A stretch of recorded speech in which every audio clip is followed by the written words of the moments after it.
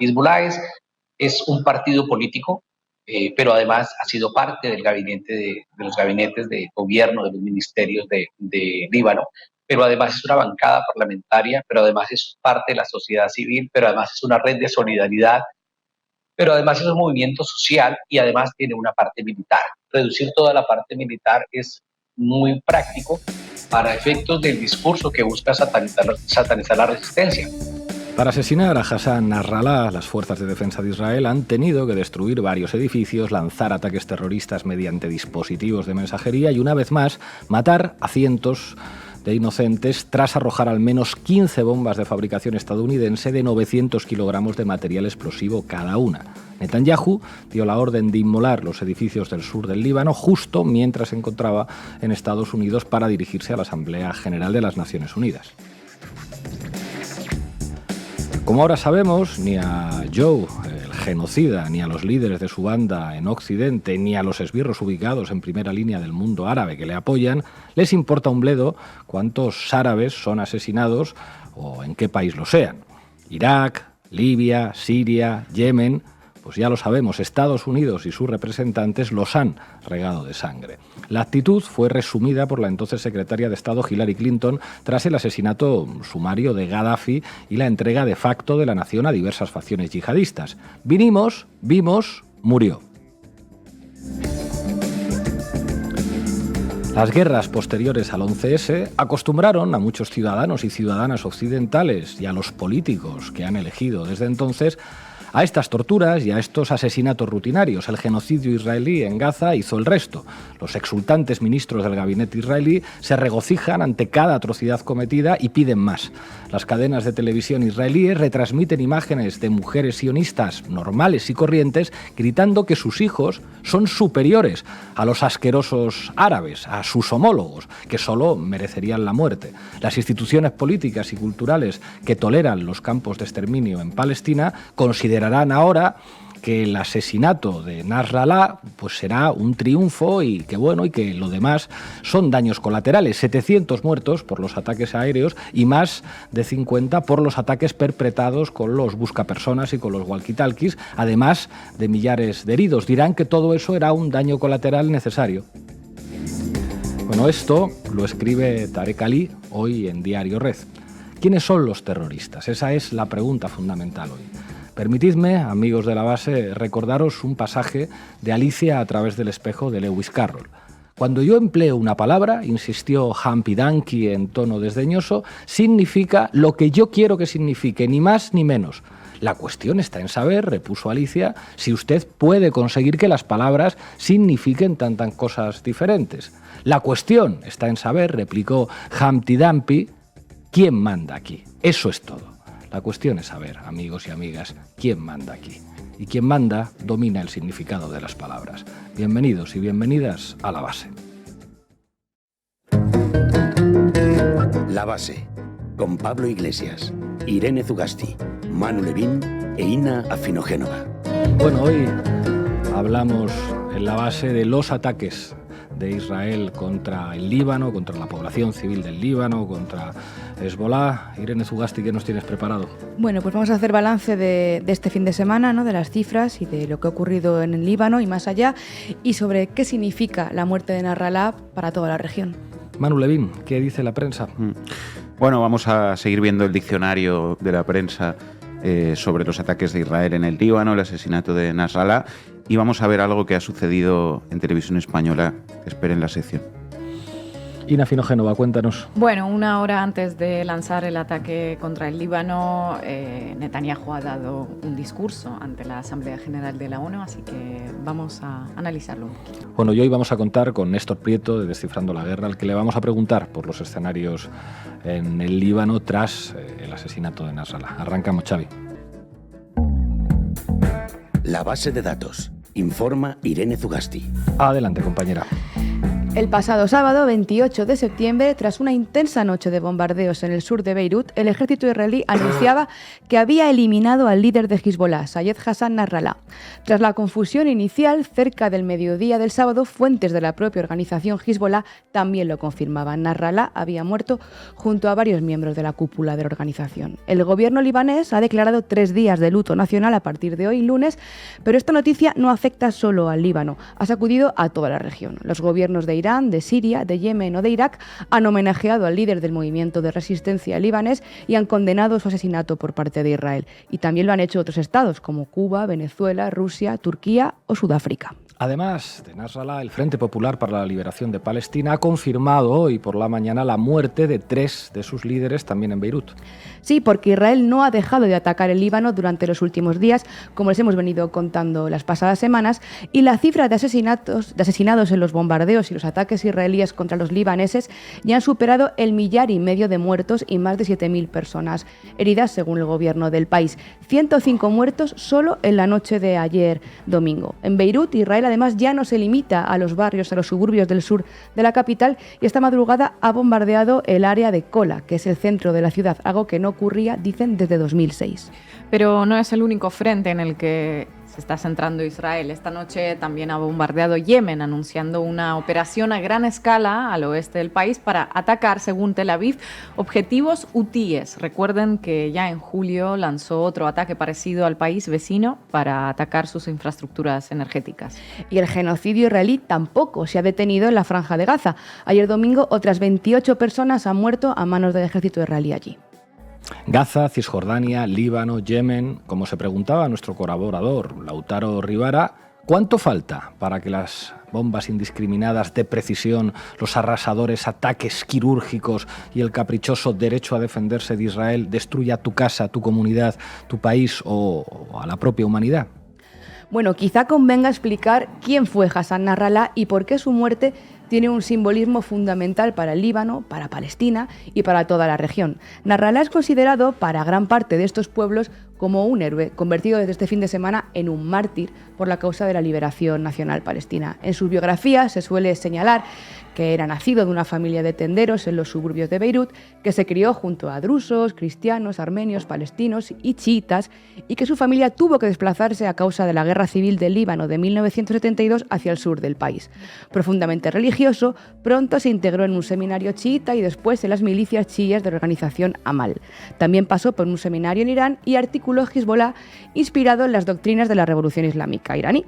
Su popularidad y su liderazgo eran obvios y cualquiera que haya estado en los barrios del Líbano podía ver cómo su retrato colgaba de muchos hogares. Nasrallah fundó Hezbollah, el Partido de Dios, literalmente en árabe, en 1982 junto a Abbas al-Musawi, que murió en un ataque aéreo israelí en 1992. A partir de entonces, Nasrallah, que tenía 32 años, tomó el mando y se centró en reestructurar Hezbollah tanto en su parte civil como en su parte militar. Ya les hablamos sobre la formación de Hezbollah en la base de la semana pasada, pero déjenos recordarles 3 datos fundamentales. Muy pocos medios en Occidente van a explicarlos y son necesarios para comprender lo que está ocurriendo en Líbano, ¿verdad? Así es, como tú contabas la semana pasada, Ina, primer dato. Hezbollah es una organización política musulmana libanesa con un brazo armado de corriente chií que tiene entre sus bases el antiimperialismo, el antisionismo, el nacionalismo árabe y el panarabismo. Fue fundada por clérigos chiíes y defiende y practica la lucha armada. Se le ubica principalmente en el sur del Líbano, que es una zona de mayoría chií y que es la zona donde fueron a parar miles de refugiados palestinos y palestinas expulsados de sus tierras tras la ocupación israelí de 1948, tras la Nakba. Hezbollah, que nace oficialmente bastantes años después del inicio de esa Nakba, de esa ocupación israelí, se legalizó como partido en 1992 y llegó a tener mayoría parlamentaria hasta el año 2022. Hoy por hoy, de hecho, tiene 2 ministerios, tiene 15 escaños en el Parlamento, tiene el Comité de Salud, de Educación, así que guste o no, sí, es una opción política en el Líbano. Segundo dato, el Líbano nunca invadió Israel, pero sí ha sido invadido por ese país en 1978, en 1982 y en 2006. Fue en 1982 cuando las fuerzas de defensa de Israel invadieron el sur del Líbano con el objetivo de expulsar a la Organización para la Liberación Palestina, cuando surge Hezbollah como escisión radical islámica del movimiento movimiento chií moderado. Es decir, que no surge de la nada, es la consecuencia de la ocupación israelí en primer lugar, en un país en el que el gobierno luchaba por mantener el servicio eléctrico y recoger la basura. La capacidad de organización de Hezbollah representó gran parte de su eficacia y contribuyó a aumentar su popularidad. Y tercer dato, la consideración de la naturaleza de la organización, que como vemos es bastante compleja en su estructura, depende mucho del lugar del mundo desde el que se enuncie, ¿no? En Estados Unidos o en Reino Unido se le considera terrorista en su totalidad. En la Unión Europea solo tiene esa consideración la facción militar de Hezbollah.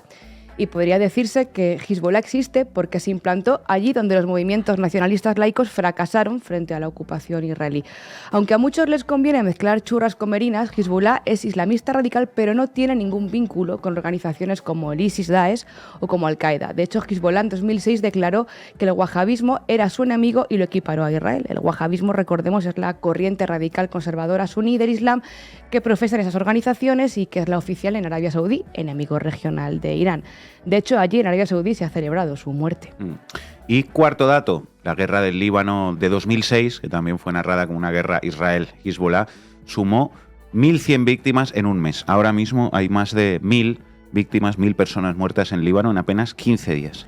Así que con esto sobre la mesa, valoren ustedes, ¿no?, qué puede significar Nasrallah y su muerte para millones de personas en Oriente Medio. Ha muerto con 64 años y llevaba 30, como decíamos, liderando la organización como su secretario general. Su liderazgo se vio reforzado sobre todo a partir del 2000 y especialmente tras la Segunda Guerra del Líbano en 2006. Con Nasrallah, Hezbollah se convirtió en una fuerza de combate regional y bajo su mando creció tanto en arsenal como en efectivos, en los llamados combatientes de base. Manejó un equilibrio complejo entre diferentes facciones religiosas y políticas y supo dirigirse a la base social en su forma de comunicarse y en el despliegue que hizo de la capacidad civil de la organización. Para llevar a cabo su ejecución este sábado, Israel ha usado cazas F-15 que lanzó contra lo que era el cuartel general de Hezbollah en Beirut con hasta 85 toneladas de explosivos, decenas de bombas que impactaron contra 4 edificios residenciales y destruyeron no solo esa localización, sino buena parte del barrio. Así de quirúrgica, ¿no?, fue la operación.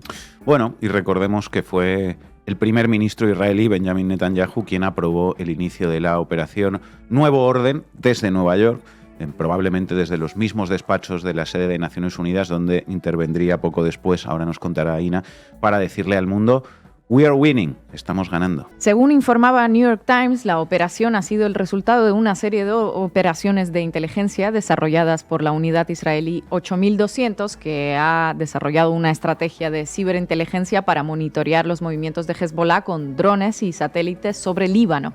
Lo ha hecho, dice el New York Times, junto a su contraparte, la NSA y la Agencia Nacional de Seguridad de Estados Unidos, con la que tiene, dice literalmente, fuertes vínculos e información sobre adversarios mutuos como Irán o Hezbollah. Curioso porque, según el diario británico The Guardian, este mismo domingo la Casa Blanca negaba estar al tanto de los bombardeos con antelación, ¿no?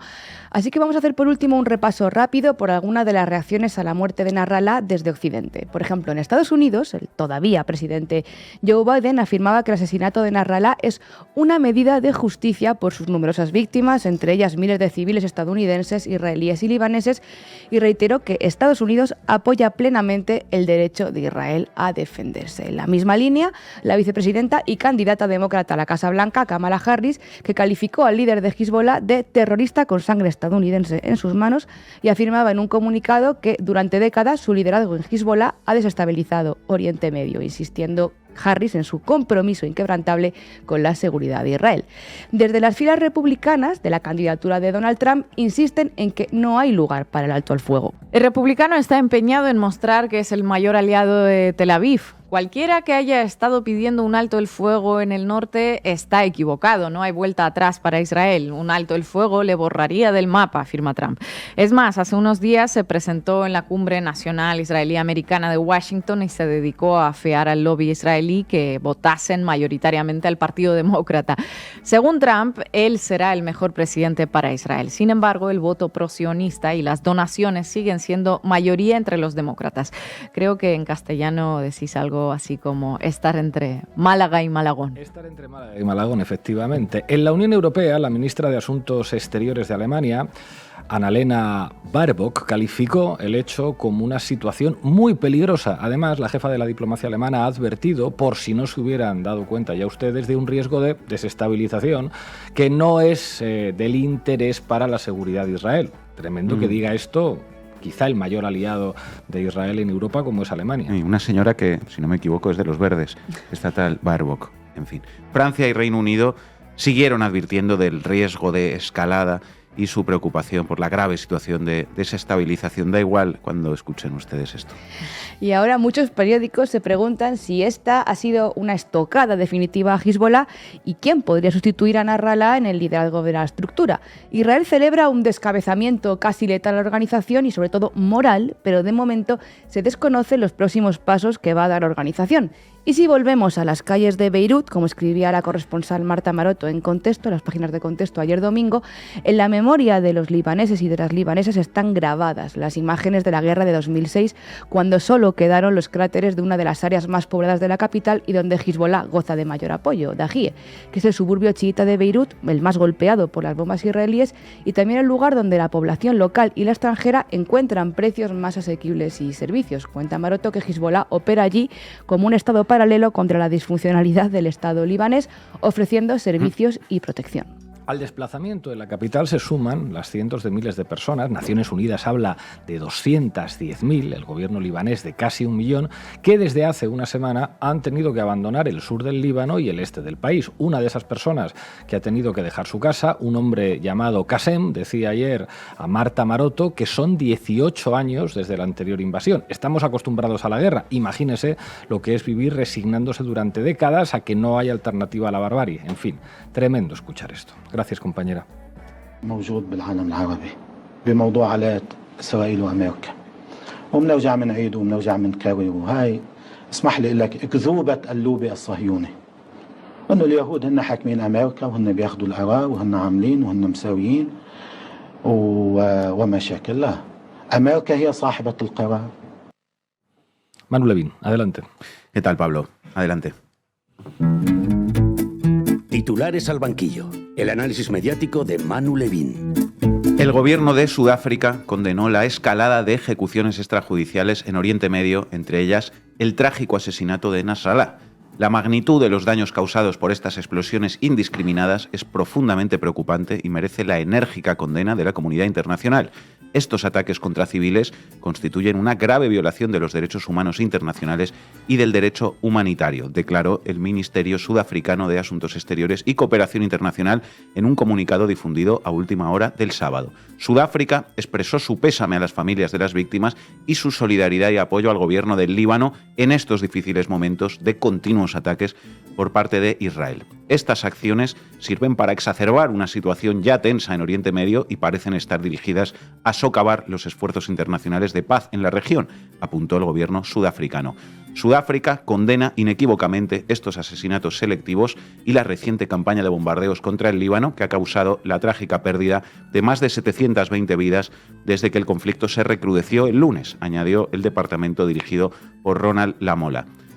Y pidió que los autores de estos crímenes premeditados rindan cuentas mediante una investigación internacional y transparente. También urgió al alto el fuego inmediato y al cumplimiento del derecho internacional para evitar una gran conflagración militar regional que tendría consecuencias devastadoras para todos los países implicados.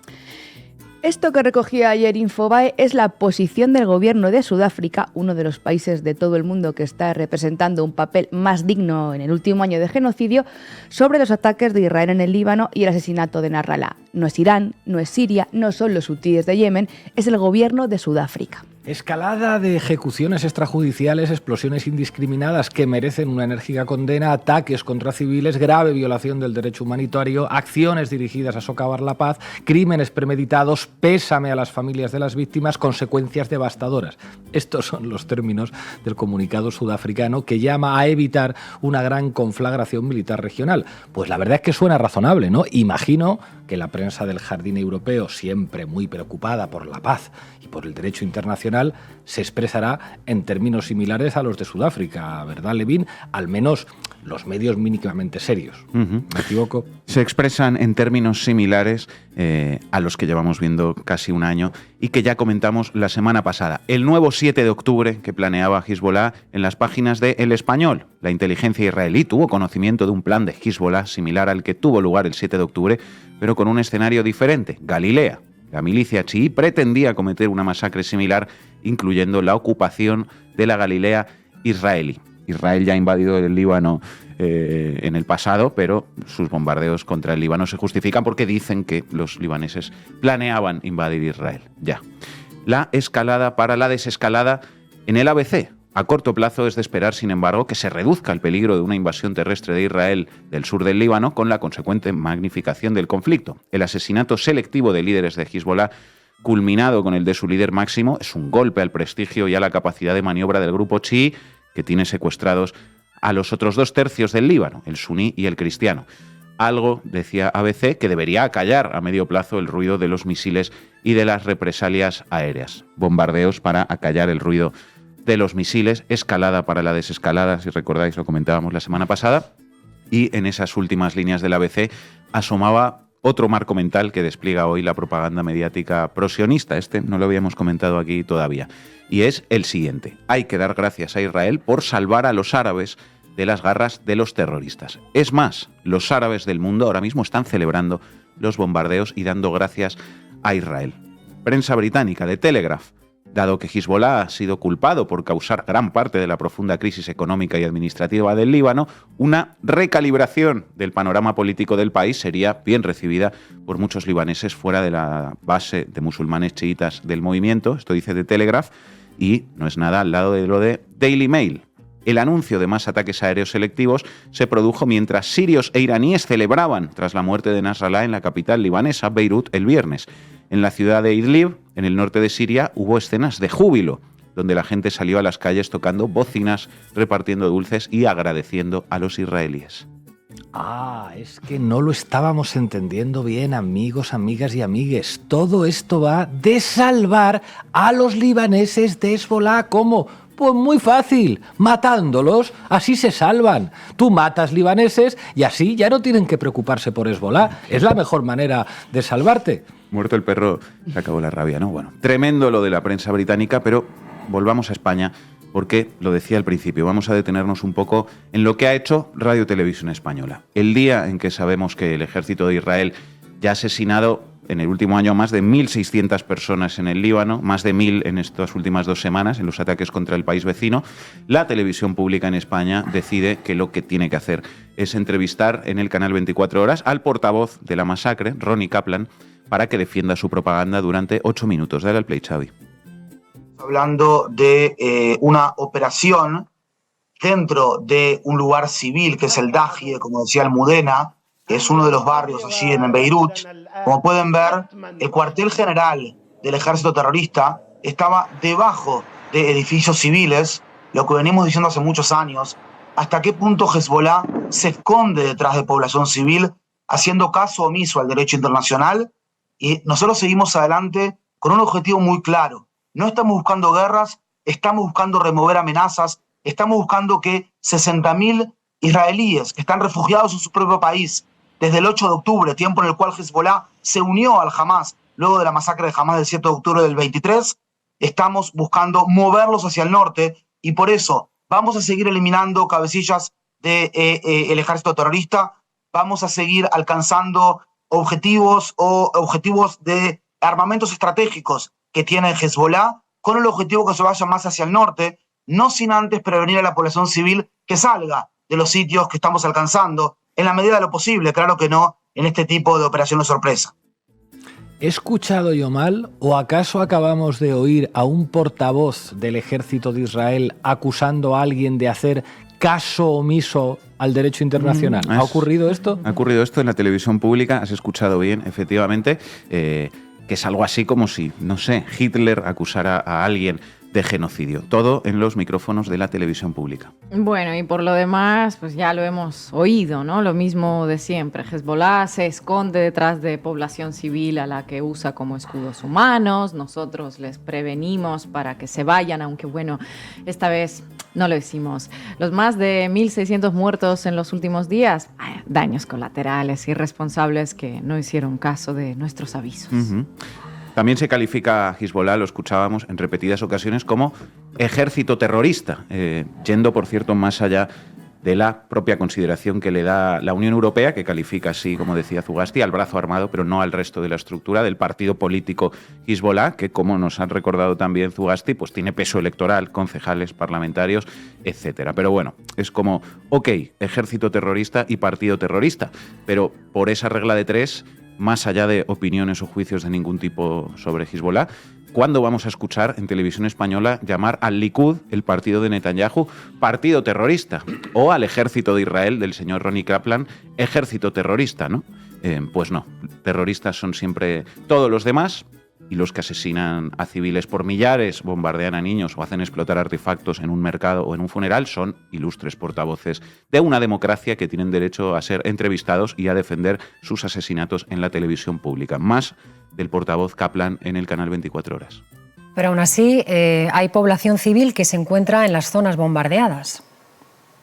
Efectivamente, Olga, pero no podemos olvidarnos que nosotros le hemos pedido ya desde el día lunes en la mañana a la población civil que tiene misiles de Hezbollah dentro de sus casas, dentro de sus salones, que salga de sus casas porque esos sitios se han transformado en objetivos legítimos según las leyes de guerra en el derecho internacional humanitario. No se puede venir no se puede culpar a la democracia que está luchando contra un grupo terrorista que ha transformado a todo el sur del Líbano en un verdadero campo de batalla en los últimos 20 años, donde ha incrustado, donde ha alquilado, donde ha confiscado propiedades privadas para establecer en el garage de esa propiedad o bien en el tercer piso y poner allí a veces misiles con un objetivo de 300 kilogramos o de 1.000 kilogramos. Eso es lo que está haciendo el Hezbollah, el mismo grupo terrorista que desde agosto del 2006 está haciendo caso omiso a la resolución 1701 de Naciones Unidas, según la cual Hezbollah no puede tener armamentos en la zona del sur de Litani, así como también la resolución 1559 de Naciones Unidas, Olga. Así que no se puede culpar a quien asesina a civiles por millares de asesinar a civiles por millares. Civiles no, objetivos legítimos, compañera. No se puede culpar a la democracia.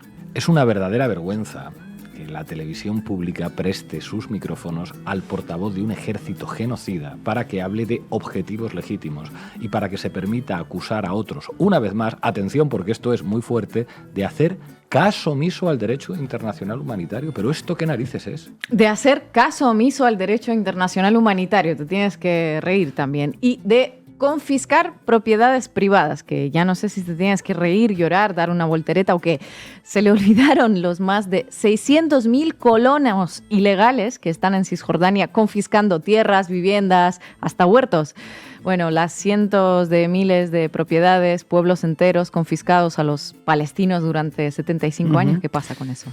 Nada. Derecho internacional humanitario, propiedades confiscadas, dice Ronnie Kaplan, y resoluciones de la ONU incumplidas, citadas por su nombre y por su número por parte del portavoz de un Estado que incumple cada día del año las resoluciones de la ONU porque su propio proyecto se basa en burlar esas resoluciones. Al menos 63 resoluciones de Naciones Unidas incumplidas a lo largo de su existencia. Básicamente la única que cumplieron es la que determinó la fundación de Israel. Esto se llama cara de hormigón armado o no sé. Bueno, es que para empezar, es que ni siquiera la primera de las resoluciones, la 181 del 29 de noviembre de 1947, se ha cumplido, que era la que establecía la partición de Palestina en dos estados, uno árabe y uno judío. ¿Y el Estado palestino dónde está? Tampoco la 194 de diciembre de 1948, que establecía que los refugiados palestinos que fueron expulsados de sus territorios tras la creación del Estado de Israel en mayo de ese año tenían derecho a regresar a sus hogares. Ni la 242 de noviembre de 1967, 6 meses después de la Guerra de los 6 días, que exigía la retirada del ejército israelí de los territorios ocupados. Ni la resolución 446 del 22 de marzo del 79, que declaró ilegales los asentamientos por parte de Israel en los territorios palestinos ocupados desde 1967. Ni la 478 de agosto de 1980, que calificaba de contrario al derecho internacional la ley de Jerusalén aprobada por el Parlamento israelí, que declaraba que Jerusalén entera y unificada era la capital de Israel. Ni la resolución 799 del Consejo de Seguridad de la ONU de diciembre del 92, que condenó la deportación de cientos de civiles palestinos efectuada por Israel y exigió el retorno inmediato y sin riesgo de todos los deportados a los territorios ocupados. Ni la resolución 1397 del Consejo de Seguridad de las Naciones Unidas de marzo de 2002, que hablaba de una región en que dos estados, Israel y Palestina, vivían uno junto al otro dentro de fronteras seguras y reconocidas, y exigía el cese inmediato de todos los actos de violencia, incluyendo todos los actos de terrorismo, provocación, incitación y destrucción. Ni la número 1515 de noviembre de 2003, que remarcaba la vigencia de todas las resoluciones anteriores. Tampoco la resolución 2334 del Consejo de Seguridad de diciembre de 2016, que reafirmaba que el establecimiento de asentamientos por parte de Israel en el territorio palestino ocupado desde 1967, incluida Jerusalén Oriental, no tiene validez legal, y expresaba una grave preocupación por el hecho de que la continuación de las actividades de asentamiento israelíes están poniendo en peligro la viabilidad de la solución biestatal basada en las fronteras de 1967. Ni la de mayo de este año, 2024, cuando la Corte Internacional de Justicia ordenó a Israel detener inmediatamente su agresión militar contra Rafah en el sur de Gaza. Bueno, así podríamos seguir todo el programa, la última hace solo 10 días. Por cierto, cuando la Asamblea General de la ONU aprobó por mayoría aplastante una resolución que exige a Israel, una vez más, poner fin a su presencia ilegal en Gaza y Cisjordania. 124 votos a favor, 12 en contra y 43 abstenciones, pero tenemos que aguantar que el portavoz del ejército genocida de Israel, después de que los suyos asesinen a más de 1.600 personas en el Líbano, salga a hablar en televisión española de resoluciones de la ONU incumplidas y de respeto al derecho internacional. En fin, un último corte de Ronnie Kaplan en televisión española. Nuestros objetivos en la guerra son muy claros, y la guerra se terminaría si conseguimos estos tres objetivos. 1, alcanzar a devolver a 101 secuestrados que todavía están en la Franja de Gaza, y ahora me refiero al sur, a la Franja de Gaza. 2, desmantelar al grupo terrorista Hamas desde el punto de vista militar, desde el punto de vista gubernamental. 3, que nuestra población civil tenga las condiciones de seguridad para volver a sus hogares, allí en el norte del país. Devolver a los rehenes a sus casas, desmantelar a Hamas, que los israelíes del norte desplazados puedan volver a sus hogares. Ya. Lo primero que habría que decir sobre esto es que es mentira. El objetivo sigue siendo el mismo de siempre, que es ocupar más territorio palestino y continuar la limpieza étnica. Por no hablar de lo que dice de los rehenes y de que en Israel ha habido estos meses manifestaciones masivas y hasta una huelga general, precisamente porque si algo no está haciendo su ejército en Gaza es tener como objetivo la liberación de esos rehenes. Al contrario, han matado a muchos de ellos con sus propias... Sí, pero incluso aceptando su propia lógica, según la cual el objetivo aquí es acabar con la resistencia armada frente a Israel en Gaza o en el Líbano o en Siria o en Irak o en Yemen o donde haga falta, desmantelar a los terroristas, remover amenazas, decía antes también Kaplan, dentro de esa propia lógica, pues cabría preguntarse, ¿es posible que Israel mantenga la ocupación, la colonización y el apartheid contra los palestinos y la agresión contra todos sus vecinos a los que ha invadido a lo largo de su existencia, y al mismo tiempo que no haya resistencia armada y ninguna amenaza para los israelíes? El propio Kaplan decía en televisión española que Hezbollah nombrará un sucesor de Nasrallah rápidamente. Y aquí os traigo para acabar una pieza de la CNN que da algunas pistas, creo yo, para responder a esta pregunta. La muerte de Nasrallah, titula la CNN, es un objetivo clave para Israel, pero es demasiado pronto para descartar a Hezbollah. Así se titula esta pieza publicada ayer y dice lo siguiente, ayudadme también con esto. La muerte de Nasrallah plantea una pregunta clave. ¿Los ataques de decapitación que matan a los líderes de los grupos terroristas los paralizan? La respuesta corta, dice la CNN, es que no. En 2008, Israel mató al líder militar de Hezbollah, Imad Mugniyeh, en Damasco, Siria, pero el grupo solo cobró fuerza en los años siguientes. 4 años antes, Israel había asesinado en un ataque aéreo a uno de los fundadores de Hamas, el jeque Ahmed Yassin.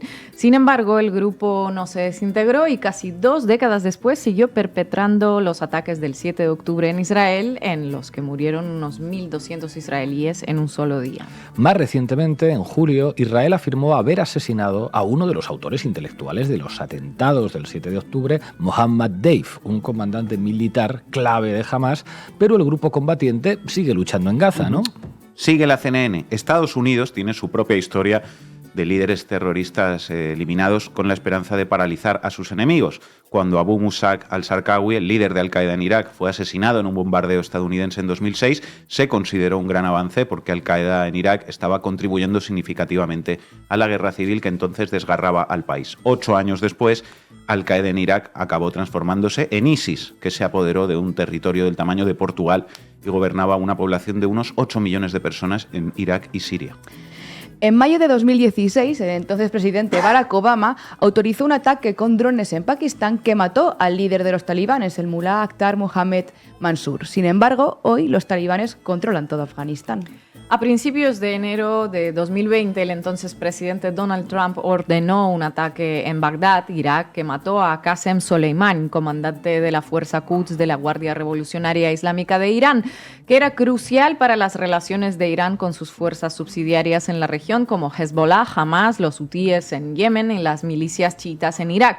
Sin embargo, su muerte no tuvo un impacto duradero en el poder y las ambiciones regionales de Irán, y Hezbollah, Hamas y los hutíes en Yemen han continuado sus ataques contra objetivos israelíes y las milicias chiitas continuarán sus ataques contra objetivos estadounidenses en Irak. La muerte de Nasrallah, dice la CNN, es un premio clave para Israel como parte de su ola más grande de ataques contra Hezbollah, pero es demasiado pronto para descartar al grupo combatiente, aunque está claro que está desorganizado. La historia sugiere que se reorganizará y nombrará a otros líderes para continuar su larga lucha contra Israel. La historia sugiere que se reorganizará y nombrará a otros líderes para continuar su larga lucha contra Israel, afirma nada más y nada menos que la CNN. Claro, es que si creces viendo cómo el ejército de Israel oprime, roba y asesina a tus vecinos, a tus amigos, a tus familiares, te bombardea, invade tu país, ¿qué harías tú? Pues probablemente querer empuñar un fusil o lo que tengas a mano para luchar contra ese ejército terrorista, claro, aunque terrorista en la prensa te llamarán a ti. Por eso, ni escalada para la desescalada, ni remover amenazas, ni desmantelar a Hamas ni a Hezbollah. Todo propaganda, porque la lógica nos dice, y la historia nos demuestra, se veía en el repaso que hacía la CNN, que lo único que provocan los asesinatos que comete Israel es más resistencia contra Israel. Lo único que acabará de verdad con los terroristas que luchan contra Israel es el fin del proyecto colonial sionista, el fin de la ocupación, el fin del apartheid, el fin de la limpieza étnica, porque si no hay justicia en la región, pues nunca habrá paz, claro. Por eso, como dice Ilian Papé, esto no va de paz, esto va de descolonización. Gracias, Manuel. Notre pays est en train d'être détruit. Ce n'est pas une guerre, en fait, c'est une sorte d'effacement, c'est une sorte de déracinement de ce pays qui a plusieurs couches de civilisation qui s'attaquent à des civils essentiellement. Et donc, tout le monde, on est tous réunis pour notre message principal pour dire qu'il faut arrêter cette folie meurtrière de ce régime, arrêter cette attaque par tous les moyens. Ina Finogénova, adelante. Vamos, Xavi. ¿A qué me invitan? El análisis internacional de Ina Afinogénova. Entre el masivo bombardeo aéreo de Beirut, en el que fue asesinado el líder de Hezbollah, Hassan Nasrallah, y el acalorado discurso desde la tribuna de las Naciones Unidas en Nueva York que dio el primer ministro de Israel, Benjamín Netanyahu, pasó apenas 1 hora, mientras Bibi relataba ante una sala semivacía de las Naciones Unidas, porque muchas delegaciones abandonaron el recinto antes de que comenzara, lo comprometido que está Israel con la paz y la prosperidad de la región y lo inevitable y existencial que resulta esta guerra. Sus fuerzas de seguridad estaban esperando una orden para literalmente arrasar un barrio entero de la capital libanesa. Y Netanyahu la dio unos minutos después de terminar su discurso, aparentemente desde un centro de comando improvisado en Nueva York. Desde su oficina dijeron que el primer ministro regresaría a casa inmediatamente después de terminar su alocución, rompiendo el sábado y todo, pero se ve que hubo prisas, ¿no?, por reducir a cenizas unos 6 edificios residenciales junto con sus habitantes, así que se ordenó lanzar unas cuantas gigantescas bombas antibúnker sobre Beirut, pues sin salir de Nueva York. Con un telefonazo, ahí la foto del señor organizándolo todo.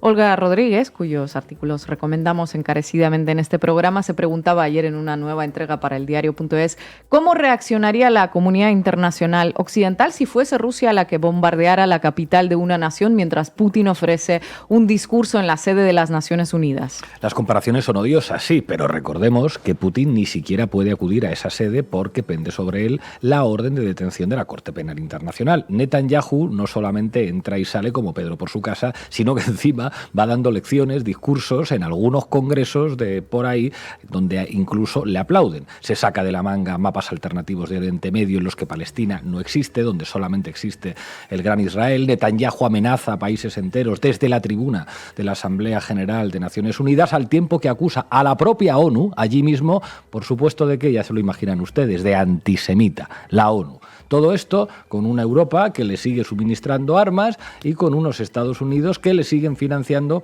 con multimillonarios paquetes de ayuda, en fin. En el caso de Netanyahu, la única manifestación de repudio que se ha llevado en todo este tiempo es el plantón de varias delegaciones que se levantaron mientras él se subía a la tarima de oradores. La de España se quedó allí para atender a lo que tuviera que decir este gran líder, por cierto. El discurso que ha dado es un recopilatorio de hechos alternativos y mentiras refutadas hace tiempo, pero ¿qué más da? Para los discursos de Netanyahu no llevamos el contador de manipulaciones. Empezó diciendo básicamente que en esta ocasión no debería estar en Nueva York porque su país está luchando por su vida, y si algunos todavía tenían alguna esperanza de que Israel fuese a aceptar algún tipo de alto el fuego, ya sea en Líbano o en Gaza, bueno, ahí quedó totalmente claro que no, el camino es la guerra hasta que alguien más fuerte lo detenga. La visión del mundo de Benjamín Netanyahu es simple, no hay matices. Para que nos la aprendamos, se saca de nuevo, como en otras ocasiones anteriores, unos mapitas coloreados. Aquí un mapamundi con países malditos y otro mapamundi con países benditos. Terminología religiosa como no podría ser de otro modo. This is the map I presented here last year. It's a map of a blessing. It shows Israel and its Arab partners forming a land bridge connecting Asia and Europe between the Indian Ocean and the Mediterranean Sea. Across this bridge, we will lay rail lines, energy pipelines, fiber optic cables, and this will serve the betterment of 2 billion people. Now look at this second map. It's a map. Look at the second map. It's a map of a curse. It's a map of an arc of terror that Iran has created and imposed from the Indian Ocean to the Mediterranean. Iran's malignant arc has shut down international waterways. It cuts off trade. It destroys millions, destroys nations from within, and inflicts misery on millions. On the one hand, a bright blessing, a future of hope. On the other hand, a dark future of despair. Bueno, entonces, a ver, para que nos aclaremos, la bendición de blessing incluye a Egipto, Sudán y Arabia Saudí, cuya delegación se ahorró el discurso de Netanyahu. Con estos países y sin Palestina, o sea, con Palestina desterrada del mapa, se puede alcanzar acuerdos comerciales y convertirse en un puente entre Asia y Europa. Construiremos ferrocarriles, gasoductos, cables de fibra óptica y mejoraremos la vida de 2.000 millones de personas, dice Netanyahu. Claro, para ello tan solo hay que enterrar en escombros a unos cientos de miles entre palestinos y libaneses, pero ¿qué le vamos a hacer? La escalada para la desescalada. ¿Qué le vamos a hacer si es que han tenido la mala suerte de nacer en la parte del mundo que Netanyahu colocó en el otro mapita, el de los países malditos? Los malditos están convenientemente pintados de negro y representan el denominado eje de la resistencia: Siria, Líbano, Irak, donde se encuentran las milicias chiíes apoyadas por Irán, Yemen con los hutíes y el propio Irán como la quinta esencia del mal absoluto. A ese se dirigió con una amenaza directa. Message for the tyrants of Tehran.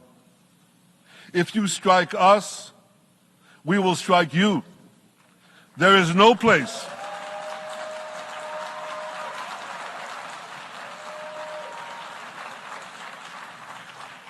There is no place in Iran that the long arm of Israel cannot reach. And that's true of the entire Middle East. No hay lugar en Irán que la mano de Israel no pueda alcanzar ya. Ya te vimos, no solo en Irán. No hay lugar en Oriente Próximo que la mano de Israel, que no para de recibir millones en armas y en ayudas desde Estados Unidos y también desde Europa, no sea capaz de alcanzar y de arrasar, efectivamente.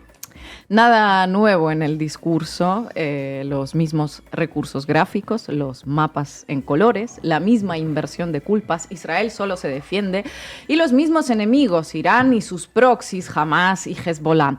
En los países del grupo de los malditos no hay nada más que Hamas y Hezbollah. Todo el discurso se podría analizar con la monografía de Anne Morelli sobre los 10 principios elementales de la propaganda de guerra en la mano, al igual que en este canal, bueno, analizamos los discursos de Putin. Pues sí, no queremos la guerra, solo nos estamos defendiendo. Nuestro enemigo es el único responsable. El enemigo es Satanás. Luchamos por una causa sagrada o por nuestra existencia y quien no lo ve igual es un traidor. Los algo más de 30 minutos del discurso siguen el manual que dice Aina pasito a pasito. Pasito a pasito. Y si para sostener sus tesis tiene que mentir, pues allá que va. En la ONU, el primer ministro de Israel volvió a repetir algunos de los fake news más siniestros que ha difundido la propaganda sionista. El de los bebés quemados vivos, por ejemplo. Escuchen. They committed unimaginable atrocities. They savagely murdered 1,200 people. They raped and mutilated women.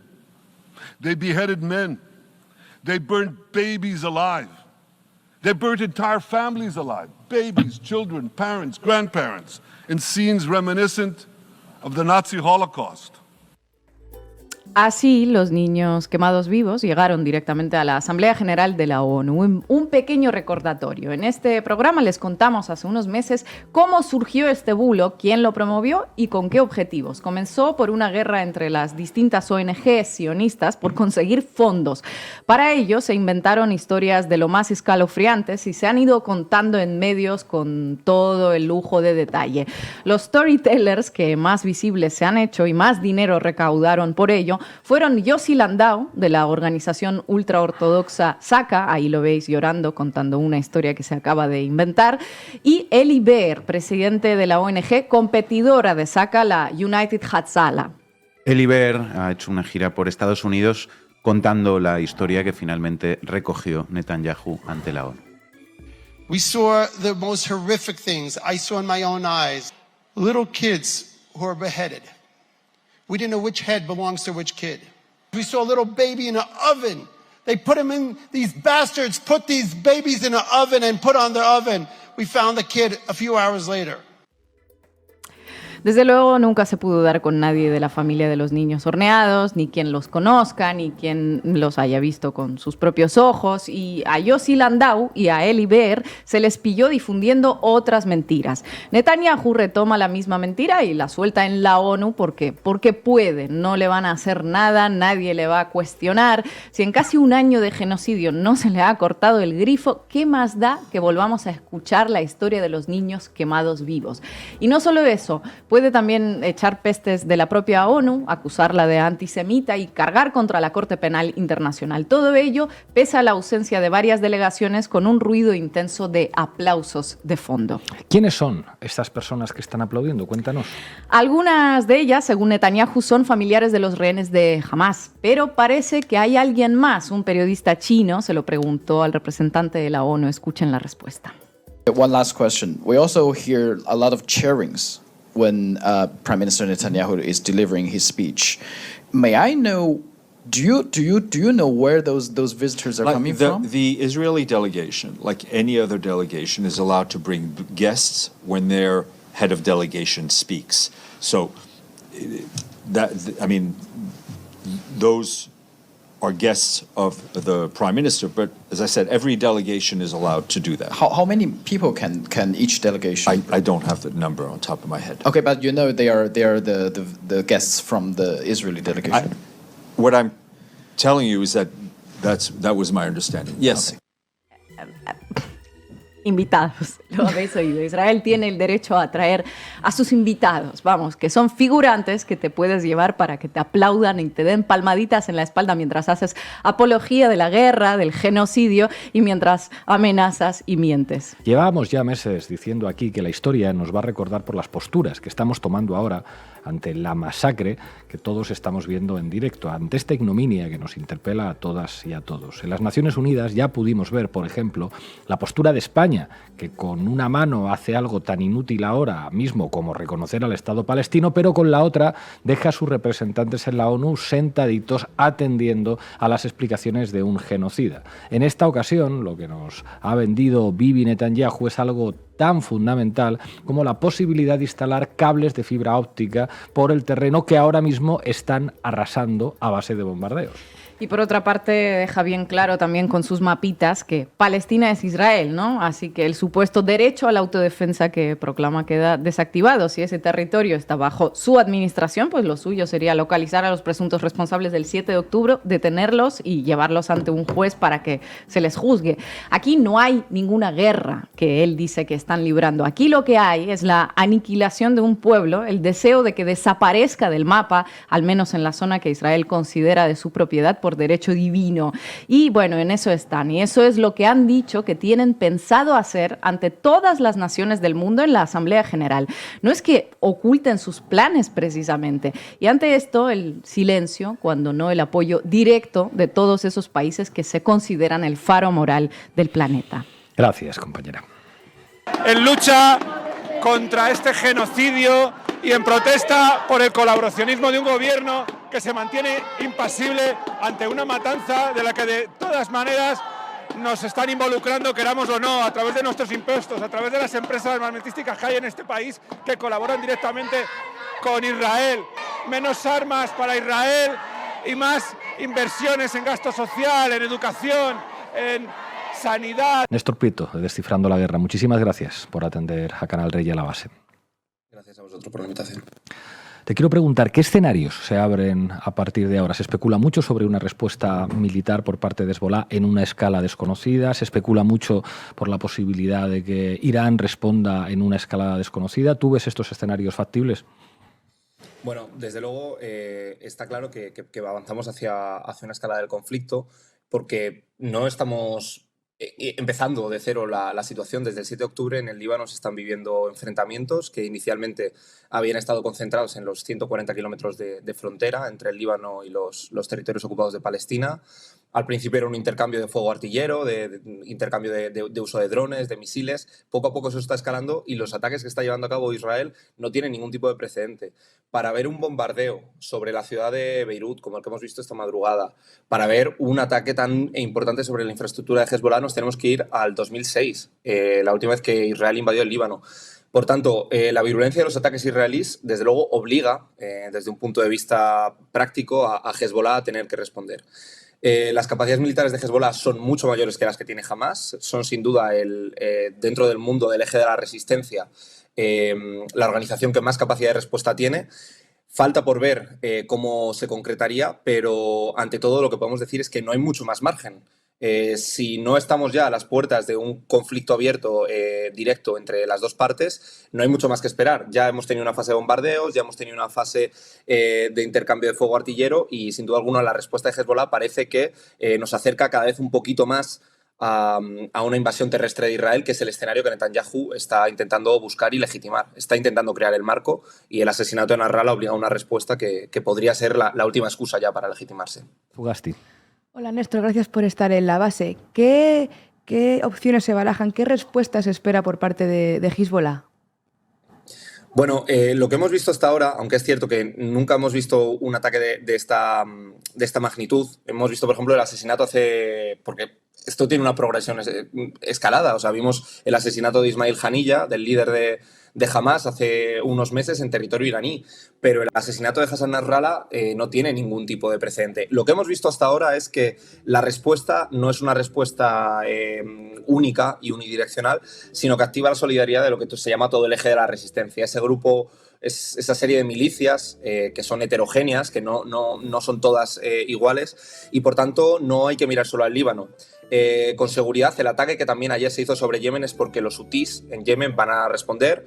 Es previsible que los grupos armados chiitas que hay en Irak y en Siria respondan con el lanzamiento de misiles, pero fundamentalmente en el Líbano. Hezbollah sabemos que tiene una capacidad militar de entre 20 y 40.000 hombres según distintos estudios. Sabemos que tiene drones de última generación iraníes y se especula que tienen misiles de medio o largo alcance, incluso algunos misiles balísticos. Ese arsenal supone una amenaza real para Israel, pero la gran duda es: ¿quieren llegar definitivamente a ese escenario de confrontación abierta?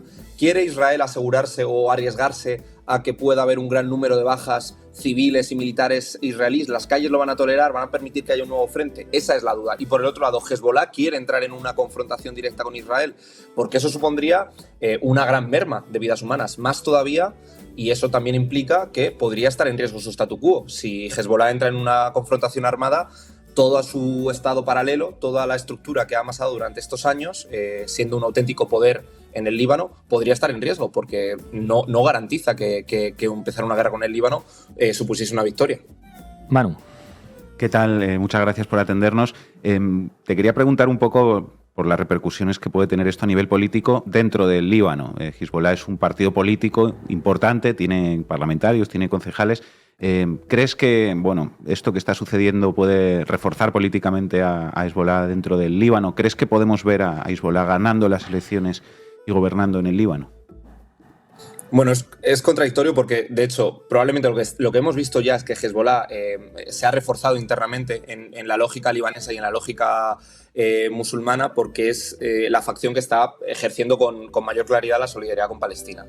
Entonces, dentro del mundo árabe, Hezbollah está ganando puntos, ¿no? Está siendo considerado como un actor que está desempeñando un buen papel. Hay un elemento muy curioso, que es que los hermanos musulmanes libaneses, la facción de los hermanos musulmanes libaneses, que son sunitas, y dentro del Líbano hay que tener en cuenta que hay esa división, bueno, en el Líbano y en todo el mundo árabe, esa división tan importante entre sunitas y chiitas, pues dentro del mundo árabe incluso facciones sunitas que profesan el Islam de manera distinta están legitimando y apoyando la iniciativa de Hezbollah. Pero al mismo tiempo que está reforzado Hezbollah, hay que señalar que la posibilidad de una guerra abierta supone una amenaza real para la integridad y la capacidad militar y política que tiene Hezbollah. Los acontecimientos de los últimos días, según las doctrinas militares clásicas, nos están precediendo a una invasión terrestre. Dicen las doctrinas militares clásicas, aunque el arte de la guerra se está renovando constantemente, que cuando tú atacas la red de telecomunicaciones, atacas los arsenales y atacas a la dirigencia del enemigo, estás preparando un ataque a gran escala, porque lo que haces es, después de los walkie-talkies que han explotado y de los ordenadores, si tú entras e invades, no tienen capacidad de responder, de coordinarse entre ellos. Si tú has atacado los arsenales, como ha pasado durante toda esta semana, que Israel ha atacado los arsenales libaneses, no tienen capacidad de preparar una gran ofensiva militar, y si tú has desencabezado a la dirigencia, matando a los líderes, no tienes capacidad de que exista una cadena de mando lógica. Por tanto, veamos qué ocurre, porque como digo, una confrontación a gran nivel legitima a Hezbollah dentro del mundo árabe en general, pero al mismo tiempo podría suponer y podría comprometer seriamente sus capacidades. Así que está por ver. Yo creo que por último hay que señalar que el Líbano es un estado muy frágil, casi podríamos hablar de un estado fallido, porque tiene una institucionalidad muy complicada, que es un equilibrio de religiones, cristianos maronitas, musulmanes sunitas y musulmanes chiitas, y por tanto ese equilibrio que es tan precario, por mucho que Hezbollah esté llevando a cabo esa guerra, no puede garantizar que la economía libanesa aguante, no puede garantizar que la población libanesa aguante.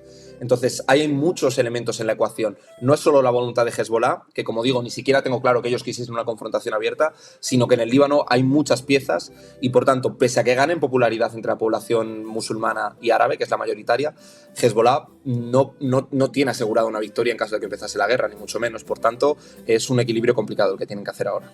Ina. Néstor, buenas tardes, muchas gracias por estar aquí. Una vez asesinado Hassan Nasrallah, ¿cuál es el relevo dentro de Hezbollah? ¿Tienen a alguien? ¿Se puede manejar algunos nombres ya? Bueno, justo hace un ratito ha hecho una primera comunicación Naim Qassem, que ha sido el primer dirigente en hablar después de la figura del asesinato de Hassan Nasrallah, es el número 2. Hay que decir, y yo creo que es muy importante señalar, porque hay una simplificación, yo creo que lo habéis explicado muy bien, pero Hezbollah no es simplemente una milicia, no es un grupo militar. De hecho, si fuese un grupo militar, ¿qué pegaría siendo el dirigente un hombre de 70 años que es un clérigo y demás? No, es que Hezbollah nace como una organización militar en los años 80 durante la ocupación israelí del Líbano, pero va a percibir los vacíos que no llena el Estado libanés y va a empezar a ocupar todos esos espacios. Entonces Hezbollah es, por supuesto, una milicia, pero Hezbollah es una red de mezquitas, es una red de servicios sociales, es una red de educación, es un Estado paralelo dentro del Líbano. Con esto lo digo porque no hay que imaginar que el liderazgo de Hezbollah tiene solo en su ala militares. Hay que ver el peso que va a jugar las facciones religiosas, el peso que van a jugar los sectores más moderados. La intervención que ha hecho hoy Naim Qassem, que es, podríamos decir, el número 2 de Hezbollah, ha sido para decir que se va a vengar la muerte de Hassan Nasrallah, que es algo previsible. Como digo, hay que ver en qué grado lo quieren hacer, qué escenario pueden hacer, dar una respuesta sin que eso suponga una confrontación abierta. Pero lo que, como digo, hay muchas facciones y es difícil anticipar cuál puede ser la respuesta. Tenemos un ejemplo muy parecido, que es el de Hamas. Cuando han asesinado a Ismail Haniyeh, que es el líder de Hamas, en un escenario de confrontación como el que hay en Gaza y el que hay en el Líbano, lo que nos dice la praxis política es que las alas más radicalizadas, más militarizadas de los partidos suelen ganar peso. Y es lo que estamos viendo en todo el mundo palestino, que todas las facciones palestinas desde hace un año, desde el 7 de octubre, quienes están ganando peso son el ala más militarista y el ala más favorable al eje de la resistencia. Creo que el liderazgo de Hassan Nasrallah es insustituible en el sentido moral, porque él jugaba un papel casi simbólico después de 30 años de liderazgo. Naim Qassem, que como digo es un nombre que yo creo que vamos a empezar a escuchar mucho, es una apuesta muy continuista, pero creo que desde un punto de vista político lo que vamos a ver es un auge del ala dura de Hezbollah, que va a apostar por la confrontación armada. Es lo que dice la lógica después de los ataques que han tenido y, por tanto, incluso aunque el perfil más continuista, como pueda ser Naim Qassem, fuese el elegido, que como digo no es algo seguro, lo que sí que veremos seguramente será un aumento retórico y evidentemente también práctico por parte de Hezbollah en cuanto al discurso belicista y a lo que tiene que ver con el teatro de operaciones en el Líbano. Néstor Prieto de Descifrando la Guerra, muchísimas gracias por atender a Canal Red y a La Base. Hasta pronto. Un abrazo fuerte, chao. Llegamos al final, os dejamos con Marcial Jalife, un cantante libanés con una canción que se llama Rita y el rifle, que a lo mejor algunos conocéis porque sonaba en el documental que grabó Fermín Muguruza en 2010, Próxima Estación Líbano. A ver qué os parece. Hasta mañana.